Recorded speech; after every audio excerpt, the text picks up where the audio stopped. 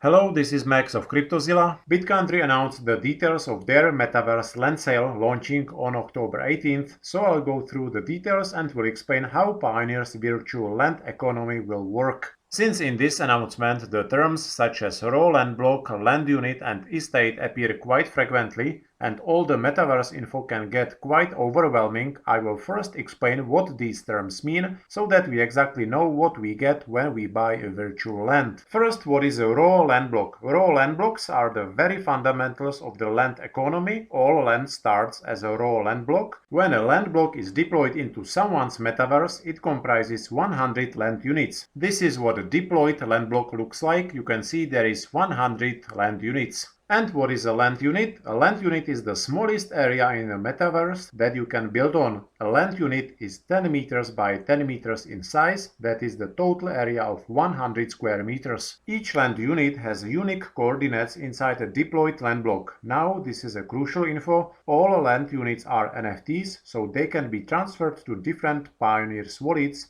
and they can be also listed and sold on NFT marketplace on Bitcountry platform. This is the UI before a raw land block deployment, and here are the individual land units inside that land block. Each land has unique metaverse coordinates. Now an estate, you will create estate when you will need to increase your buildable land area. You can create an estate by grouping at least 2 adjacent land units. So an estate is a group of several adjacent land units. That means an estate is larger than a land unit but smaller than a land block, as estates are inside the deployed land block. The process of estate creation transforms the individual land unit NFTs into a single estate NFT, and note that this action can't be reversed. So if you own several adjacent land units, you will be able to create an estate. That means from several small land units, you will create one bigger buildable land area. Also, estates can be customized with a thumbnail image, as can be seen here. Here it's visually explained. The big square is a deployed land block that is comprised of several estates. This particular land block comprises 7 estates, and these small squares are land units. Another term to explain is the Pioneer map. The Pioneer map will be visible for public, and it will host multiple different metaverses. Either a community of many users can co-build a metaverse, or an individual can build a metaverse. The map will be comprised of multiple different metaverses, and each metaverse owner will bid for the spot on the Pioneer map. There must be at least one raw land block deployed on the metaverse for the owner to be eligible to bid for a spot on the map. Many different metaverses on different location on the map. Naturally, the location of the metaverse on the Pioneer's map will play a big role for how discoverable the metaverse will be for public. This brings me to location within each metaverse. The central location will have better economic benefits for estate staking rewards calculation. So the way I understand it is, the closer to the center of the metaverse the land unit or estate will be, the greater staking rewards from the estate staking.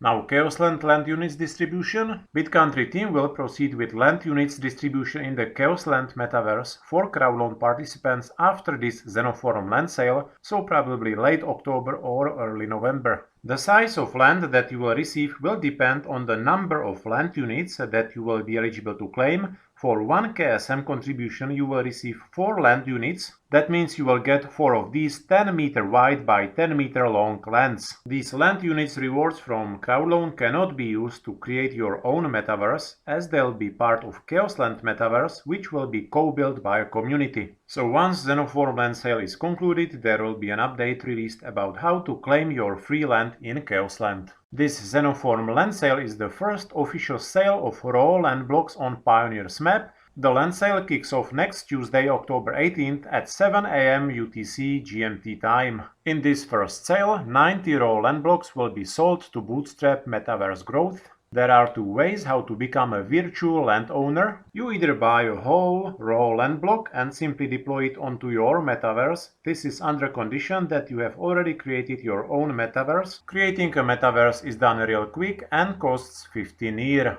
So I think for most of average users, me included, this second option will be more viable, which is to buy an estate or land units that are located in someone else's metaverse. This is an option when you don't have and don't plan to launch your own metaverse, but still would like to own a digital land to build on. Xenoform land sale is the first of multiple land sales that will come in the future. This is how raw land blocks NFTs will look like on Pioneer's NFT marketplace. The sale will have two phases. During the first phase, 10 raw land blocks will be listed for public sale, each for a fixed price 1000 NEER. This first phase will be on first come first served basis. The second phase, that will be a public auction, will start as soon as all raw land blocks from phase 1 are sold out. 50 raw land blocks will be listed for public sale in batches with 10 raw land blocks in each. Each auction will be ongoing for 7 days with a new auction starting each week. The sale will be held on this link, so this is the UI for buying virtual land, and you can also get to land sale page by clicking on Buy Land Block tab.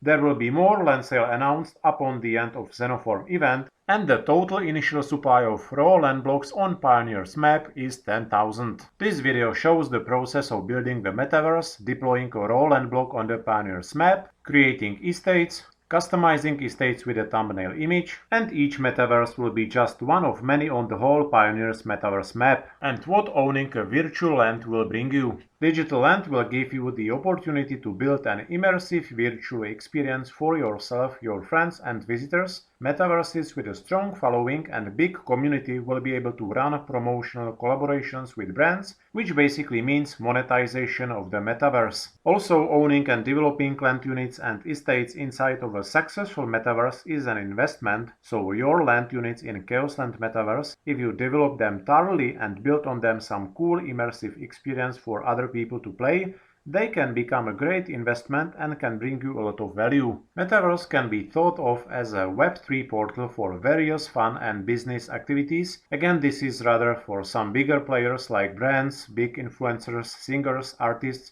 who will be able to utilize their metaverse to grow their community, user base and businesses. Metaverse owners can create and sell estates to their community to accelerate the growth and popularity of their metaverse, or they can simply grant land units or estates, like to give them to their community members to drive the growth.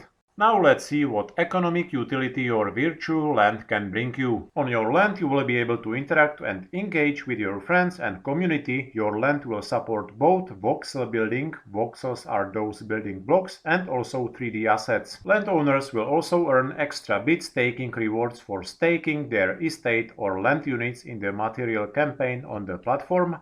This feature is still in the development roadmap. The land will be programmable and will support minigames for visitors. Raw land blocks can be subdivided into estates, but once an estate is created, it cannot be subdivided any further. And there is also a possibility the landlord will have an option to rent the estates to others, in case the landlord wants to delegate the development on the estates to someone else. Also still in the roadmap. And here is also explained why the land size will matter. The team is considering to base the maximum capacity of live event participants on the land size, meaning small land would host only small virtual events for few visitors, and large land would host larger events with more visitors. So definitely carefully consider the size of your land if you are planning to hold virtual events for your community and friends. So be ready with your NEER on October 18th at 7 AM if you are planning to grab some virtual land. Thank you very much for watching and I'll see you next time.